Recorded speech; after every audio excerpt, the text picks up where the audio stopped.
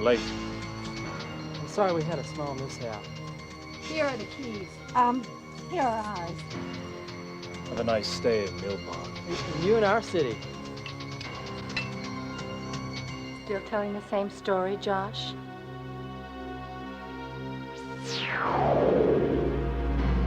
Powers of evil are very strong here. I must leave.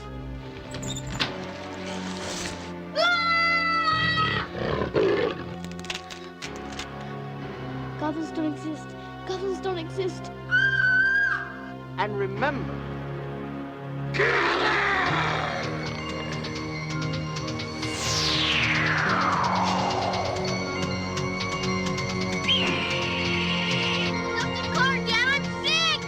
They're eating her! Then they're going to eat me!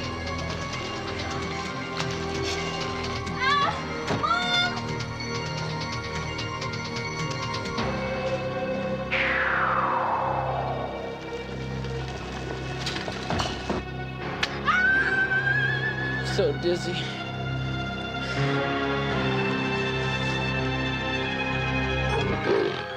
Kids with a sweet tooth like yours love ice cream. Delicious. And purified.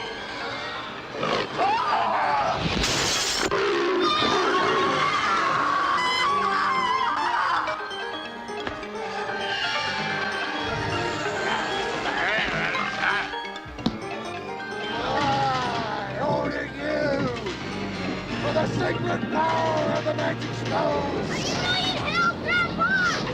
No!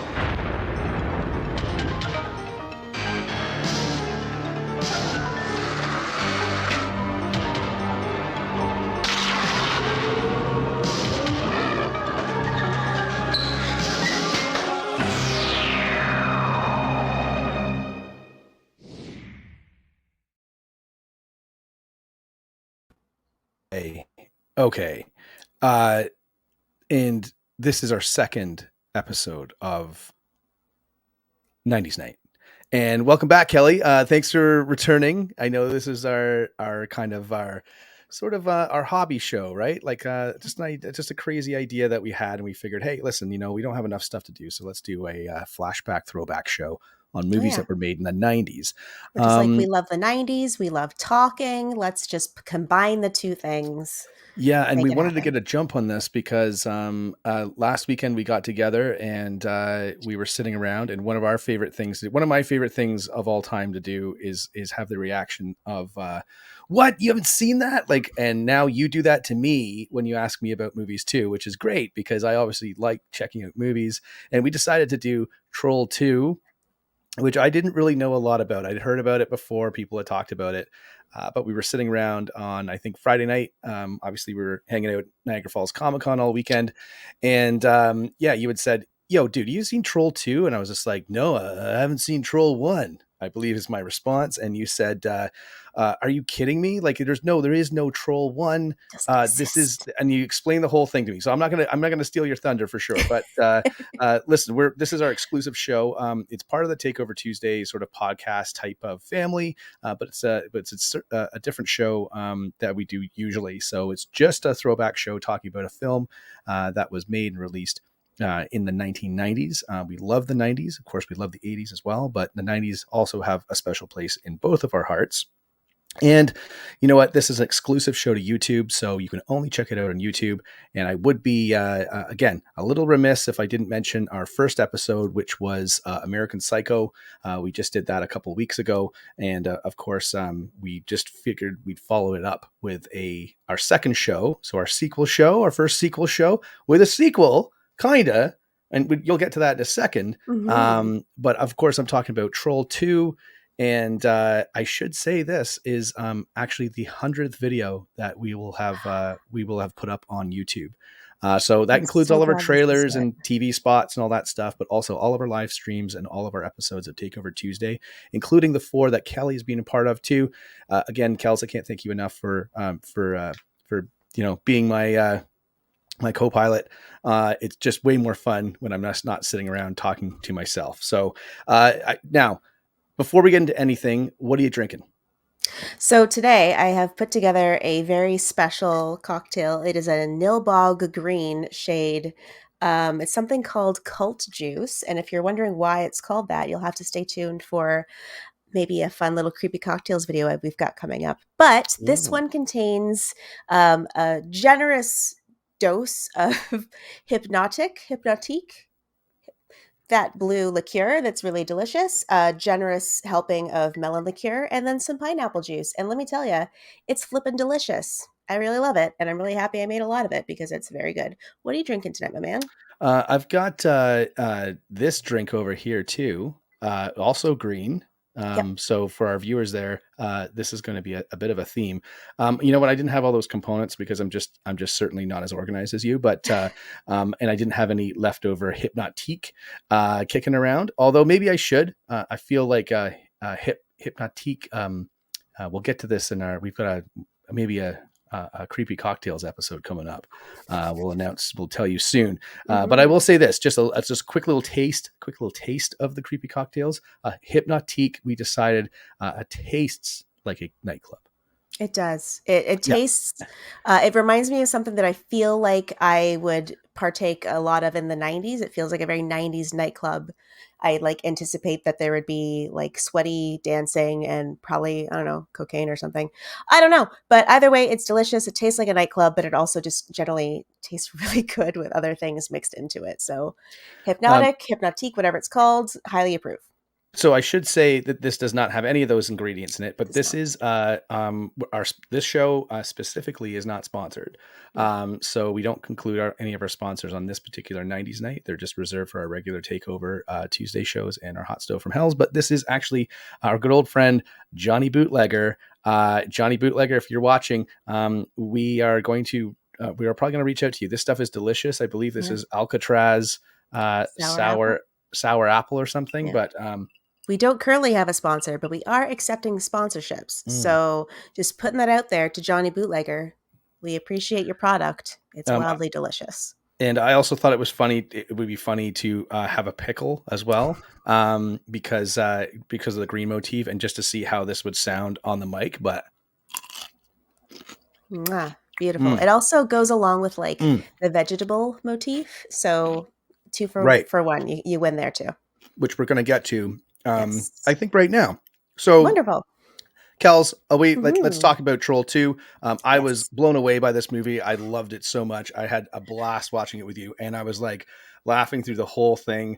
All of the jokes, like it's crazy. It's this insane film. And what can you tell the audience about it? Let's dive into it and get into Troll 2. Yes. So Troll 2, as Better mentioned, there is not really a Troll 1 that's directly related to this film. So this film is directed by Claudio Fragasso and co-written by him and his wife, Rossella Drudi. They are Italian and they do not really speak any English, and they kind of had very, very, very loose translations for this film. So basically, the history of Troll 2, as it were, was it was created, it was put together. There was an all-Italian speaking crew with one costume designer that spoke English for the entire English-speaking cast to translate. Very kind of contentious film set from what I understand. The actors were kind of saying like, we would really love to help you with the script. We would be happy to, make it sound a little bit more natural, work on some of the syntax. And the director said, absolutely not. You are sticking with my original script and that is final. And as a result, we get the beauty that is Troll 2. You mentioned the jokes. They are, it's kind of like The Room, in which they're supposedly intentional out of, hindsight being 2020. But there's no way that it was meant to be this funny. It's really called The Best Worst Movie is what the documentary about this film is called. And it's the most appropriate title for a documentary about this film. It is the most fun you're going to have watching the most ridiculous movie that is not The Room. I have such a soft spot in my heart for this movie. Like I mentioned, when it first was released, I believe it was under the name, I think it was under Goblin, but American distributors thought, you know what, hey, there was 1986, a film called Troll that was very popular, that was directed by John Carl Buechler, who did Friday the 13th, Part 7, The New Blood, as well. Awesome so they thought, flick too. amazing. That movie's awesome. Yeah. So they thought, you know what, let's try and capitalize on that a little bit. We'll just throw Troll 2 in the title there, even though there are no trolls in this movie and it is not related to that film whatsoever. So It's amazing. If we don't have your attention, if we're not grabbing your attention in the first 10 minutes, Yes. I'm going to say this. You just mentioned The Room. Yes. The Room has this massive legacy and well-deserved as well. They've done an amazing job with audience participation For sure. when they screen it and stuff. But I think this movie's better. And I Yeah. think that I'm surprised that this doesn't have sort of the following that The Room does, or maybe Rocky Horror, because it's so insane. And we're going to get to those insane parts as well and to talking about it. But if you haven't seen it, we should mention that it's available on Tubi.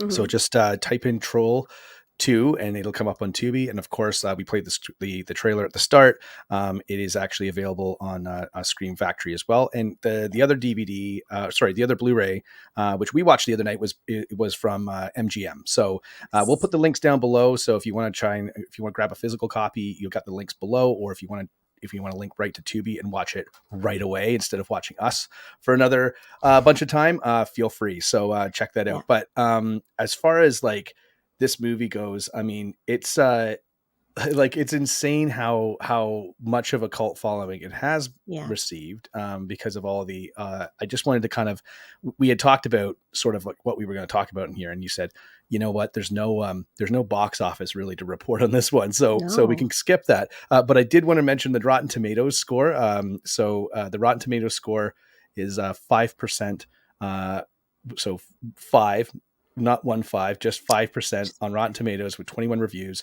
45% audience score, which, you know what, I think should be higher for sure. Mhm. And the critical consensus on Rotten Tomatoes is just 3 words, which is, oh my God. So awesome.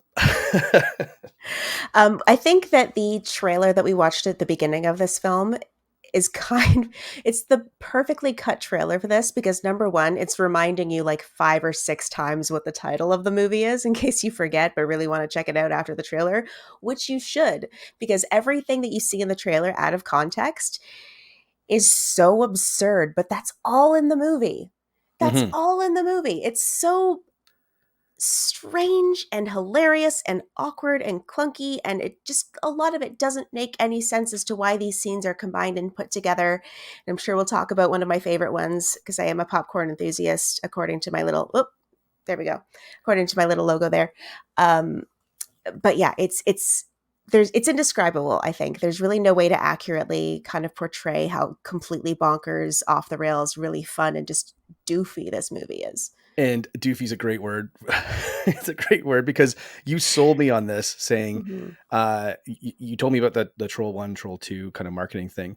And then you said, dude, I said, I don't know, do we need to, like, should we watch this right now? And you were like, dude, it's a movie called Troll and there's no trolls in the movie. They're all goblins. And then I said, what? And you were like, yeah. And they all kind of live in this town called Nilbog. And I was like, Nilbog? And you were like, it's goblin spelled backwards. And I was like, put it on. We're watching this right now. And that's the big reveal of the movie, that Nilbog is goblin, and they go, oh my God. And it's just spoilers. Sorry, we were supposed to say this at the top. Spoilers. And listen, one of the reasons we wanted to review this movie too is because when we did American Psycho, we talked about how the movie was developed and filmed in the 90s and was released in January 2000, which we thought was a little bit of a cheat. And we make our own rules on this show anyway. But this film was actually kind of filmed and probably developed in the late 80s, probably filmed in 89, and was released in 1990. So just for all the haters out there, we're doing our due diligence for each end of the decade here as we kick off 90s night. So now, where do you want to go from here? What do you want to talk about? Because we can dive into the absolute insanity of this movie, or go. So I want to kind of hit a couple little points about the casting of this movie, because there's some insane points about the casting. So first off, the entire cast went to the casting call just hoping that they were going to be extras and ended up in lead roles in the movie.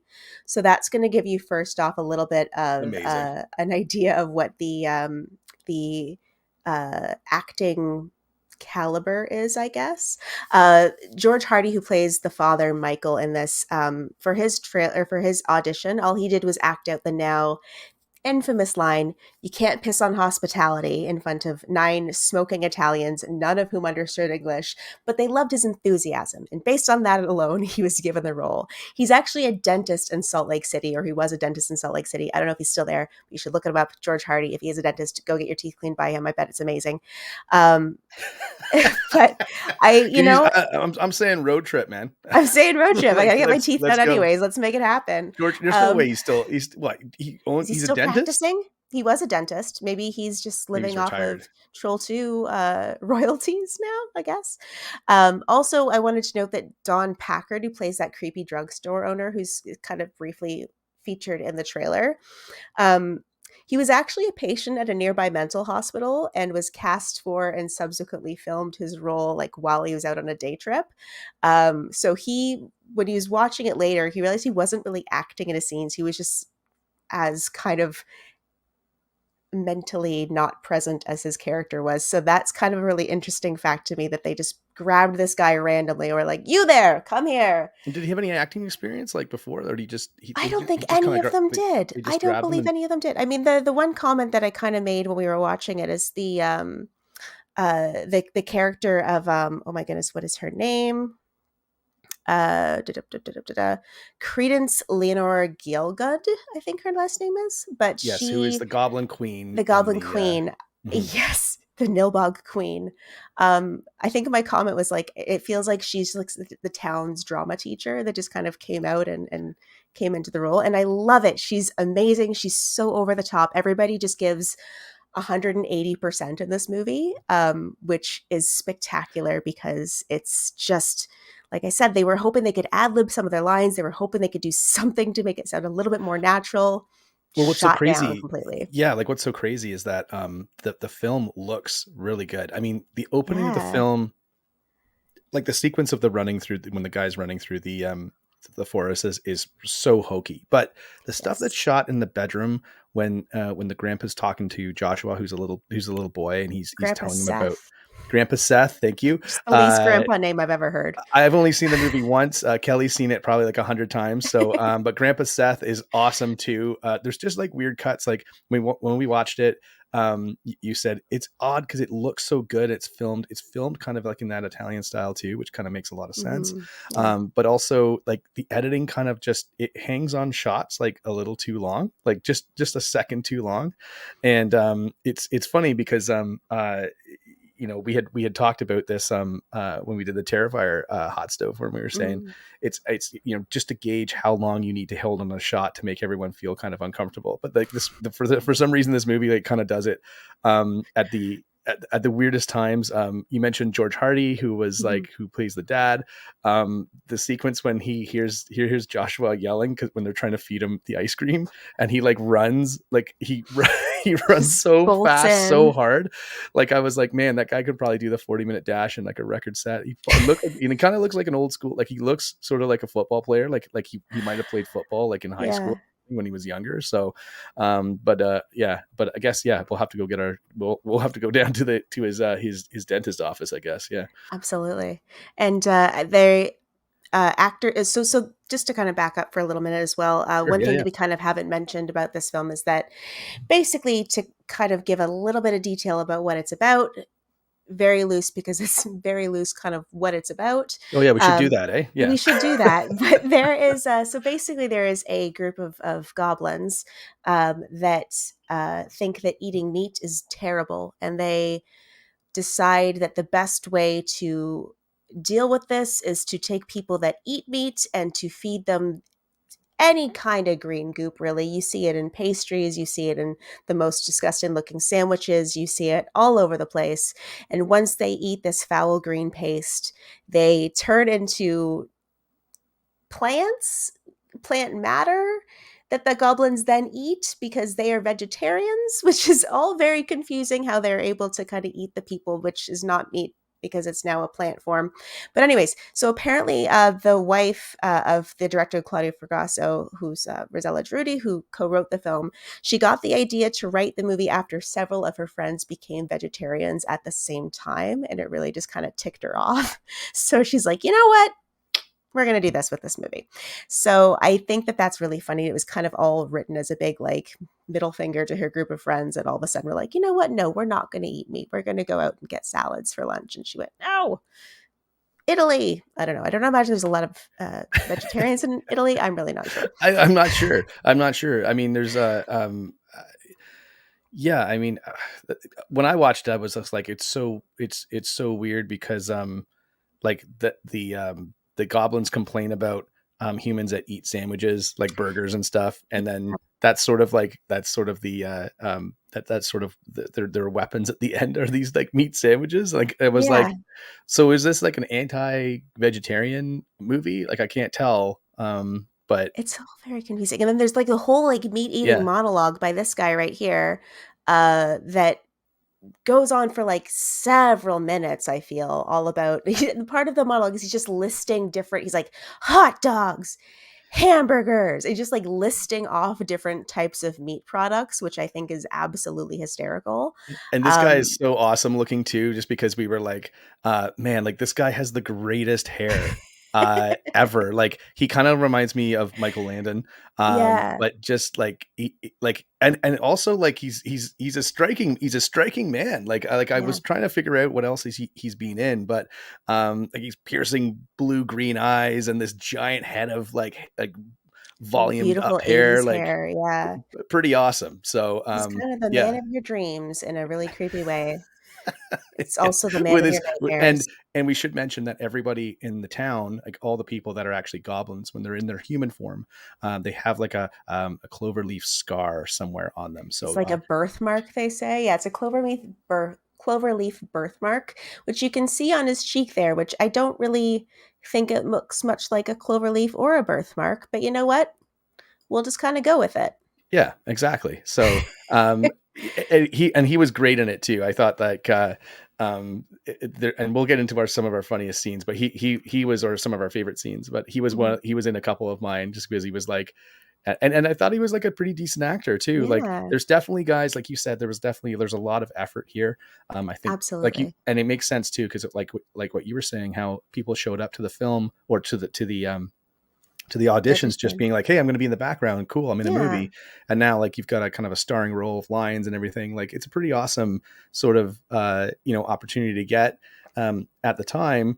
I don't know if they thought that they were going to be in this movie, but hey, listen, I'm not in a movie like this. And like, I'm sure some of these actors have gone on to have like pretty awesome sort of like careers outside of this, just because, conventions and that sort of stuff. Absolutely. And the documentary, the lead actor child in this film, Joshua, played by Michael Paul Stephenson, he actually grew up to direct the documentary Best Worst Movie, which is again all about Troll 2, which I think is a wonderful way to kind of take his experience and share it with the world in a really spectacular fashion. There's something he mentions, the infamous piss on hospitality scene wasn't actually written that way. The script called for him to like act all possessed and like jump on the table and like flail around and just kind of make a big spectacle.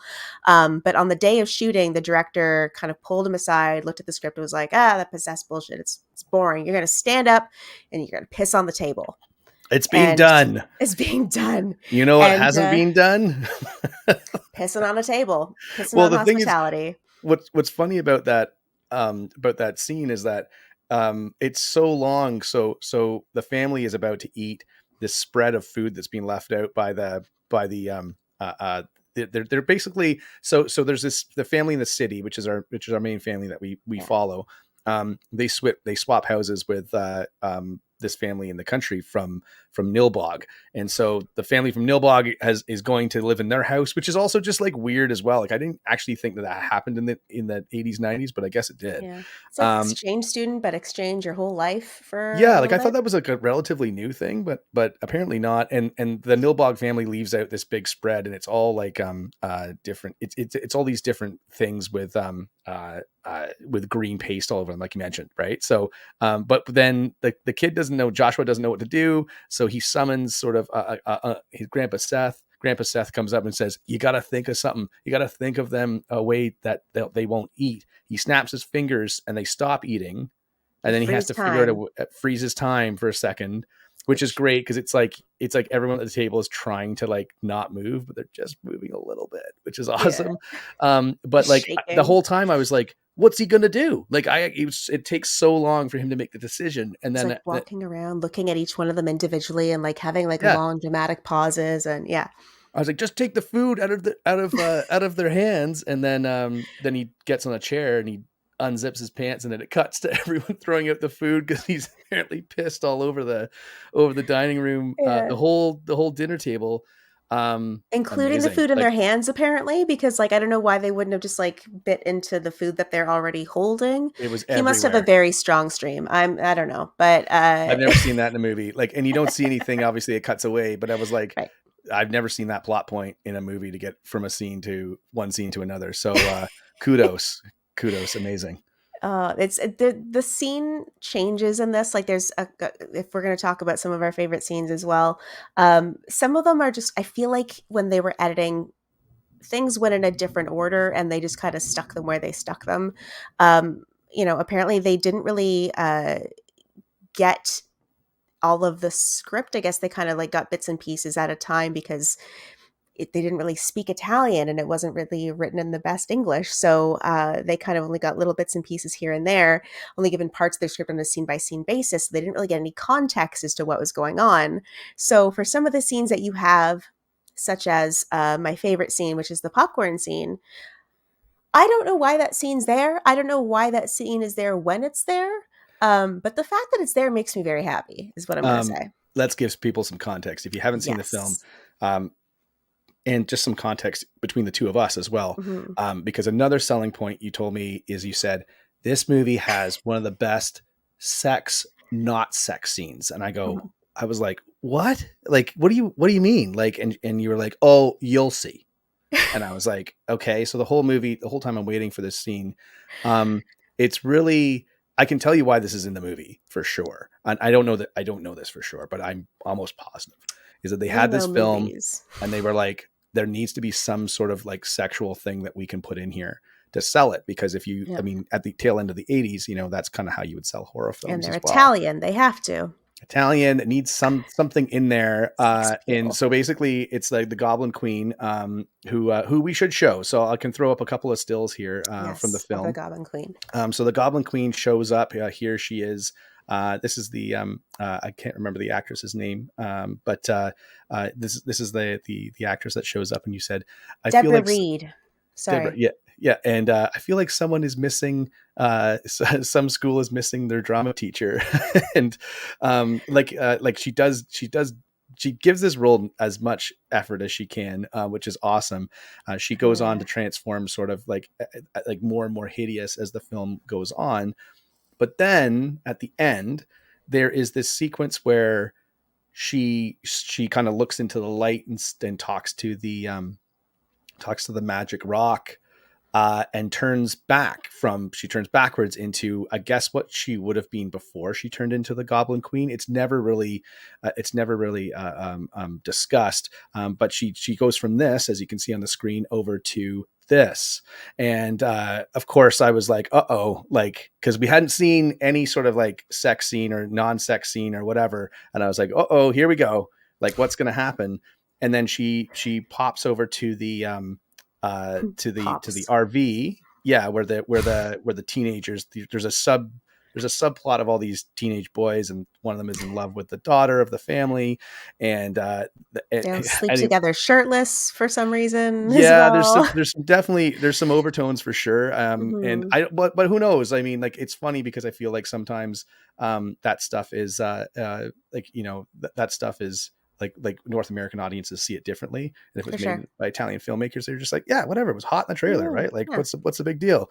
And then she goes to visit one of them, and of course she shows up and she's dressed all provocatively, and but also has an ear of corn or a cob of corn, which we don't know why. I laugh so hard when she like puts it, she kind of holsters it in her in like in I don't know what is it. Yes, thank you. Yes. So she brings out this cob of corn, as you can see. The young man in the background there, if that's still has no idea what's going on, including similar to the audience. And then I don't know, like I mean, this is the scene where they start making out, and then all of a sudden, what does she say? We got to heat this corn up or something. And I don't even know if there's a line of dialogue there. I think no, it just there is happens. a line. There is a line for sure, because I laughed, and I can't remember if he says, "Oh, it's so cold," and she's like, "Oh, we just got to heat it up." And then they start eating the corn together, and then there's this huge popcorn explosion. It's so ridiculous, and then you never hear of that scene again. It doesn't have anything else to do with the plot. Other He's than the never to be guy, seen either. Like he just doesn't come back. so it looks like, yeah, and it cuts to this one scene where it looks like he's dead. Like it looks like he's choked on popcorn. But then he like spits up the popcorn. He goes, "No more popcorn, no more popcorn." And it's like that's the end of the scene. It's one of the weirdest things I've ever watched in a film. It's my favorite scene. I love it so much. I have no explanation for that scene other than, again, they're like, we need some sex appeal. You know what's really sexy? Popcorn. Throw it at them. I love it so much. Yeah. Like, I think like I said, it's my favorite non-sex sex scene in a movie. Because it's just perfection. I will say I'm really happy I didn't see this when I was like 10 or 11 years old, because it would have been like super confusing. Right? Well, like, I mean, everyone has that. Well, well, I shouldn't say everyone, but like most people, or, you know, I can only speak as a young man, right? Because at one point in time I was one. But, you know, basically it's like everyone's got this movie that they weren't supposed to see, and they fall in love with whoever. Like a lot of kids, like when they were like 9 and 10, like, you know, they watched Labyrinth for the first time, and Jennifer Connelly was so pretty, and like, you know, fall in love with Jennifer Connelly forever. Yeah, you go see Top Gun 2 and you're like, Jennifer Connelly. Like, but I mean, imagine if you had seen this movie first, had it been like, oh my goodness, like I'm not quite sure. It would be very, very confusing. Like, this better not awaken something in me, you know? my love of popcorn. But yeah, I don't know. Like we were saying at the top of the show, like I'm surprised that this movie hasn't caught on, kind of like The Room or Rocky Horror.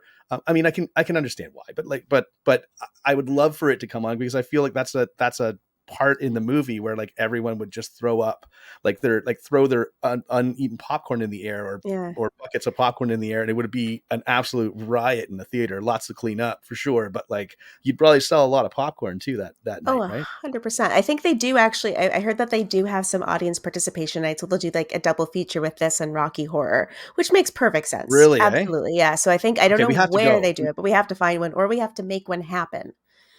Either way, I'd accept it. We could make that happen. Anyone listening, if you know where one of those is happening, doesn't matter where, throw it in the comments below, and we will make a note if it's close, or if we can make it, if we can road trip it, maybe we'll go. So we'll road trip it. We'll do it. That'd be really fun. Yeah. But the thing that I love about this movie in general is, you know, I've seen it a couple times, and every single time when I watch it, like it had been a while since I've watched the Blu-ray of it, which is probably my favorite Blu-ray in my collection of this movie. It's a 2-pack. It's Blu-ray and DVD, so I can watch it in terrible quality if I want to. Established in our last 90s night that you only have like 3 Blu-rays, right? So no 4K. So I watched when we were watching the Blu-ray, I was sitting there and I was like, is this like a different version where the popcorn scene isn't included? Like, did they edit that out somehow? Or are we watching like oh no, there it is. Okay, I forgot it's just this late in the movie, because it makes no sense for it to be this late in the movie. It's in the third act. It's in the third act. No reason. And they have scenes with the friends that kind of like deal with them as their kind of fates unfold, you know, being transformed and attacked, and it all kind of makes sense for that to all kind of happen back to back to back. But then this popcorn scene happens completely out of nowhere, and it's just delightfully bizarre. So Sorry, Yeah. go ahead. I was Yeah. just gonna say, I just want to pop up this video, or not video, this photo as well, which is kind of the precursor to the following scene or the following clip that I just put up. But yeah, like you have these incredible goblin masks. I know you have a favorite mask. Yeah, so well, let's talk about that. The special effects in the movie Yeah. are fairly well done, Yeah. considering the time period. Lots of practical effects, but the Yes. goblin masks are so funny because there is definitely there's like if we can throw up that first still, like let's say let me just grab it here. Mhm. But I mean, this is kind of like sort of like the goblins. And they're very like you can't their eyes are kind of sunken in, and they sort of have like like the hair that kind of like covers their eyes, so they're they're people in costumes, right? Obviously, but if you look over this main goblin's shoulder here, if you look over his right shoulder, there's another guy, and I believe I got a close up. This is the guy that made me laugh through the whole movie, just because I just thought he was like, but this guy right here is like, it's like I don't understand, like it's One like of all these the other things is goblins. not like the other. Yeah. They have all these sunken eyes, and then this guy shows up. Like I don't know if he's kind of like the leader, but not really. Like this guy's the leader, right? Yeah. Like this guy seems to be the leader all the time. And then this guy shows up. He's kind of like the right hand man, Definitely. or right hand goblin, I guess. But every time I saw him, it was just like someone's kid or someone has made this and made it like they've made it a contractual obligation that this one goblin has to be in a bunch of scenes. But it's like the best thing ever. Like I'm pretty sure I'm going to change my Facebook profile photo to this. I hate Facebook. I'm never really on it, but I feel like if I changed it to here, I mean, For who knows? that purpose. Also, as well, I'm gonna try and put that photo through the like what's the old app that you put your photo through and it made you look old? Like what was that app called? Gotcha. It's like The app from Russia or wherever it it's like was, the right? Age So Me or something like that. Yeah. yeah. So let's put this guy through, right? And let's see what Mhm. comes out the other end. But really hilarious how. But past that, speaking of our favorite scenes as well, I just kind of wanted to, before I get there, a couple of scenes like this is a scene with at this kind of the start where Joshua, the boy is in the back of the family car or the family van, and his finger, he has this nightmare dream sequence that where his fingers turn into tree branches and he's turning into a plant, which is never really explained either. It doesn't really like I guess they turn into plants and they turn into mush. That's never really explained, but the practical effects here are pretty good. Oh yeah, as I you can couldn't see do that. Yeah. Yeah, and I thought that was pretty awesome. And then just flipping back to this one as well, where one of the teenage boys who is kind of in the RV, he stumbles upon, he gets attacked by the goblins, pops into this church, he meets the goblin queen, and then she starts turning him into a plant. One of my favorite scenes where I laughed the most was when his buddy shows up, who is like, when he's like that guy in the trailer who's like, oh man, I'm so dizzy. And then this guy's like, get me out of here, man. But he can't move because his legs are like turning into tree stumps and stuff. And the guy's like pulling him across like the floor. It's like one of Dragging the him funniest scenes so I've ever seen in my slowly. life. Yeah. Just like inches of time. And it goes on again. It goes on for like longer than it needs to, And which his makes it eyeballs like, especially like hilarious. and he's like looking down, like he's looking like through the mask, and he's just like, can like hurry up, man, like let's go. So Well, that yeah, actor had just to remain in that pot. Like he was like bolted in. He had to be there for 14 hours. He was standing in that thing. Like 14-hour days, just standing in this fake pot, just like holding that cup, I guess. Jesus Christ. Amazing. Okay, so do you have any other favorite scenes? Like we Oh, got a golly. few, right? My favorite, one of my favorites after the piss on hospitality scene is when it's just like a line that always cracks me up is when Father Michael brings oh my gosh, Joshua up to his room after he's ruined their dinner. And when I remember when I first saw it, I was like, oh, this is going to get really dark really fast, because he goes to like undo his belt and I was like, is he going to beat this kid on video? Are we going to witness this? This is strangely dark for this movie, for the I tone mean, it that it was the happens. 80s, right? It I was, mean, well, it that's was the not like, 90s. well, right, but okay, sorry, okay, It was late 80s, 1990, which early everyone 90s, knows is like the which is extension. It was like 1989 part 2, but yeah. which is why I was like, maybe they will go there. Maybe that's something that they're going to cross that line with this movie. And Joshua says to him, "What are you doing?" And he says, "Tightening my belt by one loop so I don't feel hunger pains." And that to me is like, I think I just died laughing the first time I heard that, because it was so unexpected and so like just kind of wholesome in a very silly way. From when you think he's gonna like whip off his belt and start beating this kid, he's like, "Oh, I just don't want to feel hunger pains. I got to tighten my belt." And it's like, that's just a really silly thing to me, and I thought it was hysterical the first time I saw it. And he goes on to say, he has this like, it's almost like a monologue too, because he goes on to say, he goes, "Me and your mother, we've done this before. Like, you don't know. We've got tons of practice, and like me and Yeah, your yeah, sister, like, you're not gonna outlast us. Yeah, yeah, like it's a dare. Really funny. I also love the fact that like, when Joshua goes into the his sister screams because Grandpa Seth. So Grandpa Seth is basically a ghost in this movie, yeah. and he shows up, like he gets summoned at the end in the third act to kind of try and save the day. But realistically, or sorry, in reality, he just kind of shows up whenever they need something to happen. So his sister screams that there's something in the room, and then I remember being like, well, that doesn't make it, like, why wouldn't, like, and then like, so Grandpa Seth shows up and he's like, In the "I'm just mirror, not used to this floor plan," which is like, which I just thought was went to like, the wrong room. why? It's like they kind of needed him to get, like, they needed, I don't know, they just needed something to happen there. I don't quite know. Like, I can't understand why, if Joshua was just in a room by himself, like why Grandpa Seth just wouldn't show up and just say, "Hey, hang in there, kid. Like, you're doing the best you can, and but you got to get out of this house. You got to get home and got to get away from this crazy town called Nilbog."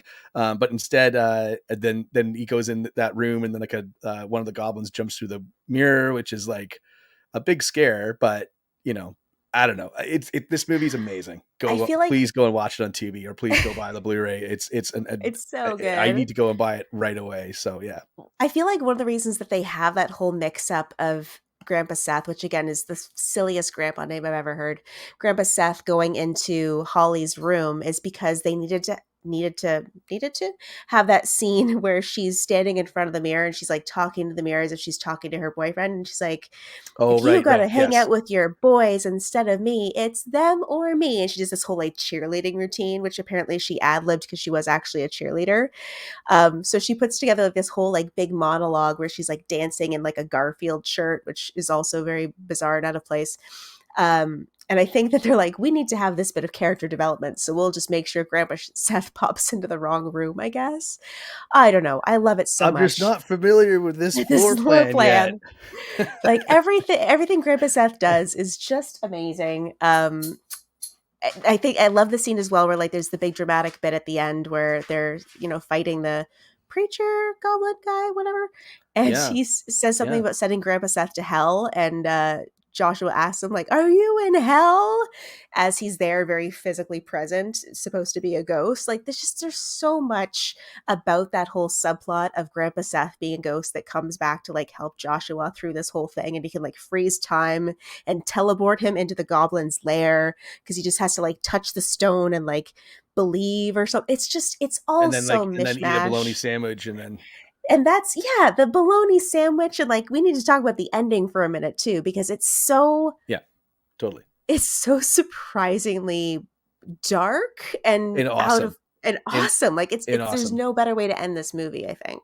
So one and we should say too, like, we keep mentioning the production value. The production value is pretty decent. Like, obviously it wasn't made for millions and millions of dollars, but it's well shot and it's lit properly. The cinematography is really good. It's very Italian. The costumes are like, or sorry, the makeup effects are pretty good. Like, maybe except for this guy, especially that guy. What are you talking about? Which, hey, listen, we don't know what this guy's called, but we want a name for this guy. If you got a suggestion, throw it in the comments below. Or if he does actually have a name, we couldn't find it, so please let us know. We'd love to hear it. I'm probably going to call a future cat that name, or a dog or a pet or a goldfish or whatever. Let's call him Nilbog. Nilbog, Nilbog. It's my cat Nilbog. And anyway, but yeah, I mean, somebody gets set on fire in this movie, and it looks Mhm. pretty good. Mhm. There's definitely, there's a seance. There's a whole bunch of stuff going on in the third act, which is pretty awesome. But you're talking about the very end, right? Which is Yes, I'm like talking sort about of, the last scene. yeah. Yeah. So do you want to? Okay, so spoilers if you're still Spoilers. with us, amazing. But yeah, spoilers to the very end. But I loved this ending too. I thought it was really, I think, kind of like it gives it more. It gives the movie a bit more of a punch. I wish they had gone this direction too. But Yeah. yeah, why don't you want to tell everyone what happens?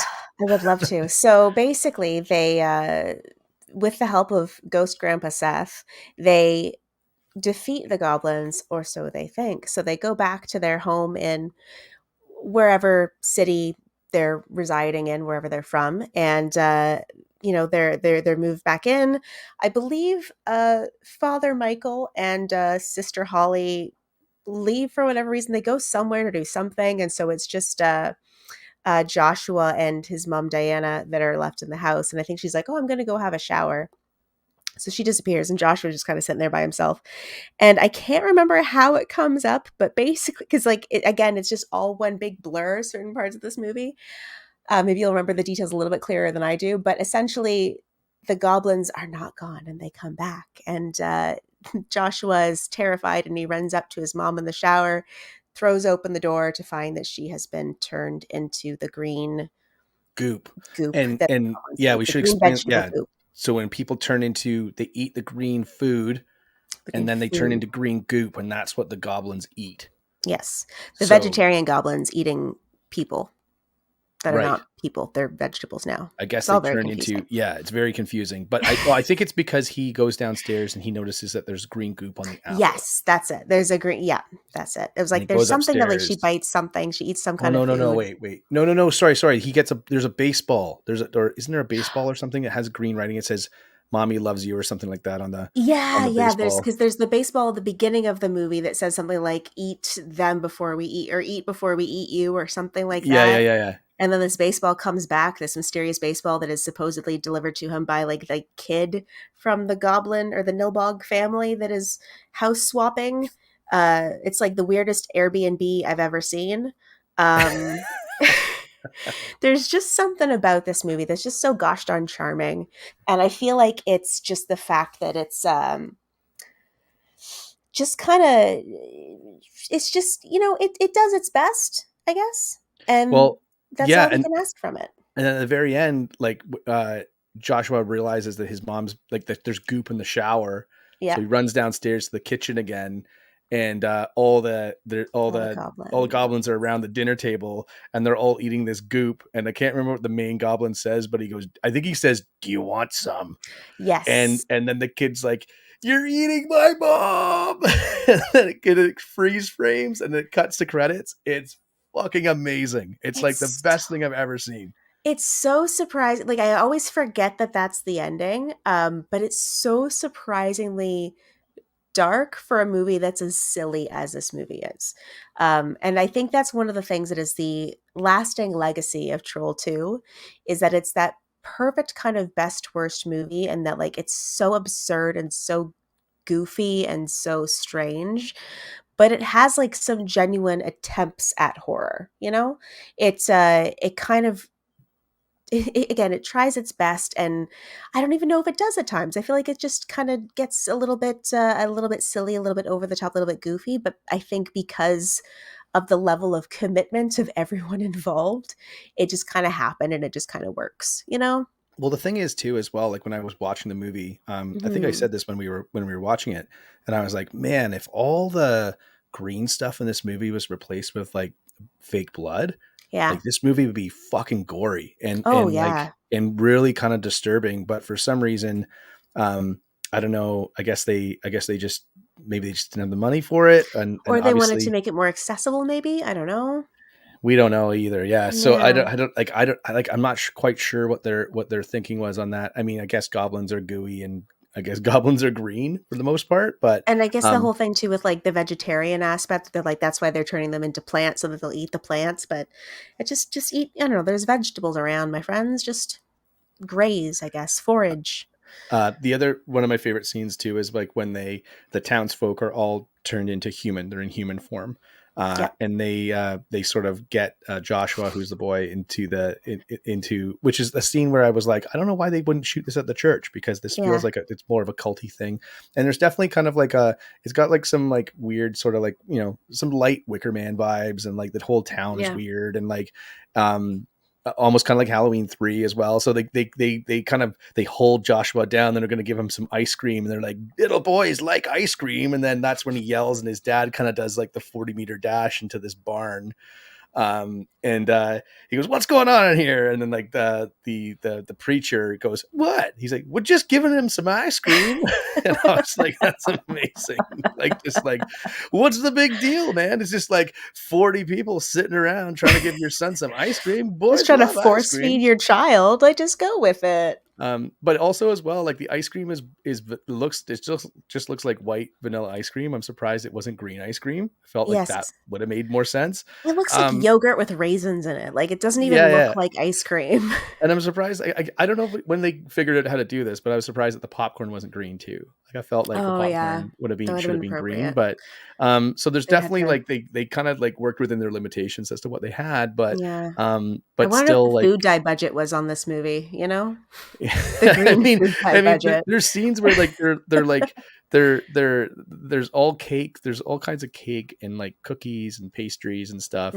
But no, and then even the dinner table scene when they're eating, like there is a cob of corn in another scene, but it's got like green paste on it. Like who would ever eat that in a million years? But yeah, it's what a phenomenal film. Man, like I don't know. I just thought this movie was so great for all the right reasons. And you know what? If you're going to make a movie, you might as well make something really, really good or really, really bad that has some sort of like can gain some cult following like this. I feel for the actors, obviously, that, you know, they probably didn't get out of this what they thought they had signed up for. But ultimately, like, I guess if they all thought they were going to be extras anyway, you know, why not? You got a Blu-ray on the shelf. You got your film ingrained in cinema history. We're doing a podcast on it, if that makes any difference. But a lot of people don't even get that far, right? So, I mean, awesome. I think that, again, speaking of the lasting legacy of this movie, because there definitely is a lasting legacy, there was an official sequel to Troll 2 that was released. I was going to ask. Yeah, about this. It was released on Amazon Prime Video and DVD/Blu-ray. So I got to find it on Blu-ray, but it was on October 6th, like 2020, it was released. So this is recent. And it was titled Under Control, like troll capitalized, under control. Really? Yeah. And you can currently find it Under Control, available for rent on Google Play, YouTube, and Apple TV. So you're welcome, Internet. That's actually like an actual legit sequel? It's actually a legit sequel. It sees George Hardy reprise his role as Michael Waits, and it also stars Eva Haberman as Vanessa Major, a woman who is possessed by a troll. So I know what I'm watching this weekend. Wow, that's amazing. So he probably retired from his dentistry operation and like just rolled right back into Troll 3. Went ham. Oh, there's a trailer. Oh my gosh, we should have prepped this. Anyways, everyone, go look up the Under Control official trailer. Watch it on Apple TV, YouTube, or Google Play. You can rent it or buy it. That's phenomenal. You can buy it on Apple TV for the low price of $7.99. Done. So and it's got 52% on whatever Just Watch's rating system is. I don't know what that counts for anything, but 3.5 on IMDb. Score, maybe. So treasure is what this is. I hope they follow that up. I hope they follow that up with like a Troll 4, and you could call it Control Alt Delete. I feel like that's like, and it could be in space. Yes. Oh, they can finally like take a it to cyber space. thriller. A cyber thriller. Everything has to go to space. I would love to see like a gritty, like Evil Dead style reboot of Troll 2, where instead of turning into the green goop, like they just like melt as like red, bloody gore, and the trolls are like actually really scary and terrifying. I think that, you know, if Hollywood hasn't run out of ideas yet, that's when I will offer them for free or for a Oh, they small have. fee if They've they, run out of you know. ideas. Yeah, for sure. Well, they can buy that 100%. one off of me for a small fee. I'll accept it. I also take cases of Johnny Bootlegger as payment, Oh, so right. that's another Shout option. out Johnny Bootlegger. We're gonna contact you sooner than you think. Yeah. And we'd really love you to sponsor the program, just 90s night, because we feel like it's throwback. You're doing a throwback thing with old bootlegging, and Johnny Bootlegger. You get an honorable mention up in maybe a next episode of something that we do. Yeah. Wink, wink, nudge, nudge, which could be announced fairly shortly Mm-hmm. that we have coming up. Unless we want to tell people now, but I say nah. Just look out on our Instagram, and we'll be socials when that goes live in multiple places as well. So, but Johnny Bootlegger, if you're listening, we hope that you may sponsor us and send us a couple of cases of your famous, at the very least, this Alcatraz sour apple or whatever it's called. Tonight, Nilbog juice, but you know. Yeah. Johnny Bootlegger is the official, unofficial drink of 90s night. So Right. again, accepting sponsorships, we'll take it. And we should mention to our audience that you did not dye your hair specifically for this episode. It's always been this way. I was born this way. I might be a goblin. That's why I was like, we gotta get this episode in quick before it fades too much. Before it changes. I know we have to. I have to check out this documentary because it's so awesome that the kid that was in this movie grew up to become the director himself and film this documentary on the making of this movie. It's a very sort of like very odd thing to happen. I'm sure it doesn't happen too often, right? But unless you're Greg Sestero, in which case you write a book about it that then gets made into a movie. Yeah, exactly. So I got to check that out for sure. We didn't have time to do it the other night, but yeah, for sure. Like I feel like this is the movie that has like a lot of it's just got so many quirks in it, and I just got to throw this guy up on the screen one more time. I mean, this is the guy. Love this guy. Need a name for him? Throw your comments down below. Let me know what we should call this guy. Love him so much. But well, I think is that all we got for this? I mean, there's not. I think we got to wrap up. I know we're on a tight schedule today too, so we're gonna keep it easy breezy, beautiful cover troll for today. Final thoughts. Cover troll. Maybe it's what was that? What was the Maybelline thing? Maybe she's born with it. Maybe it's just Maybelline. A troll. Maybe it's just a fucking troll trying to eat you. Maybe she's born with it. Maybe it's just a troll. Well, listen, let's check out the trailer one last time before we let everyone go. Listen, if you're interested in checking out Troll 2, make sure you check it out on Tubi. It's also available on MGM Blu-ray. I think there's a 20th anniversary Nilbog edition or something like that, which is cool. That's the one, Kelly, you have. But there's also the other release from Scream Factory. Of course, we love Scream Factory. They've done such great restoration work and such great releases over the years. If you can support that company, we really feel that you should, because like everyone else, that's kind of part of the horror community. We love physical media, and you should try and support it as much as you can. That's why we're doing these throwback shows, just because one, we have a lot of fun doing them, and we can do whatever we want until Johnny Bootlegger becomes our daddies. And then also as well, like it gives us a little small tiny platform to kind of punch up physical media a bit and tell everyone to go out and buy some stuff, because it really does contribute to the movie industry as well as the horror scene, and keeps a lot of movies like this that might have been forgotten years and years and years and years ago another life on physical media that hopefully you can check out and enjoy as well. Support Horror Society. That's right. That's all for me. Kells, you got anything else to add? Incredible movie. So glad you finally saw it, and I'm so glad that I got to be the one to show it to you. I feel personal pride in this now. And yeah, I again cannot say enough ridiculous, fun, silly, entertaining things about this movie. Have a great night with your friends. Consume some things that are going to make you have an even better night, and just watch it and giggle, because you're going to have a blast. And go vegan, or maybe not after you watch this. Go troll. I don't know. Okay, well, that does it for another episode of 90s Night. I'm your host, Benner. Of course, I'm the Nilbog King tonight. And of course, my co-pilot, my partner in crime, Kells McNell's popcorn enthusiast for this episode. We'll be back in probably a little while with some other stuff, but also we've got a third episode of 90s Night planned. Do we want to tell people what we're doing? I think we already kind of said we were going to do this, and then we didn't do it. We did Troll 2 instead. But should we tell the people? Yeah, let's tell the people what we're up to. We're going to do Devil's Advocate next because we love Keanu Reeves. Canadian boy done good. Just to tie in with the whole John Wick amazingness that is part of his life now. But we're going to do Devil's Advocate starring Keanu Reeves and Al Pacino. Dunkachino coming up next on 90s Night. So until next time, I'm your host, Benner. Kells McNell's. We're signing off. And here's another look at Troll 2. Make sure you go pick it up or check it on Tubi when you can. Take care. Bye.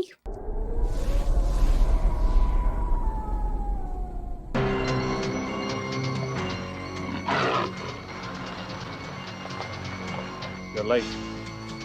I'm sorry we had a small mishap. Here are the keys. Here are ours. Have a nice stay in Nilbog. And you in our city. Still telling the same story, Josh?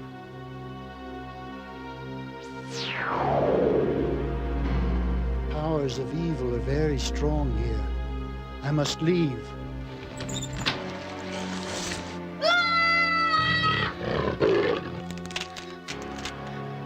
Goblins don't exist. Goblins don't exist. And remember,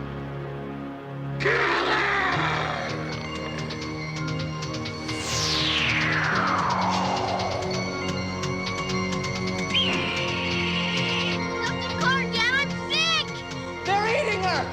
And then they're going to eat me!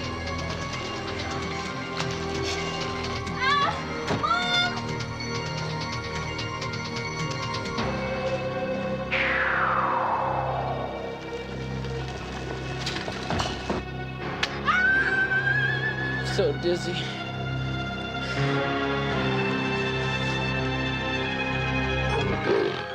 Kids with a sweet tooth like yours love ice cream. Delicious and purified.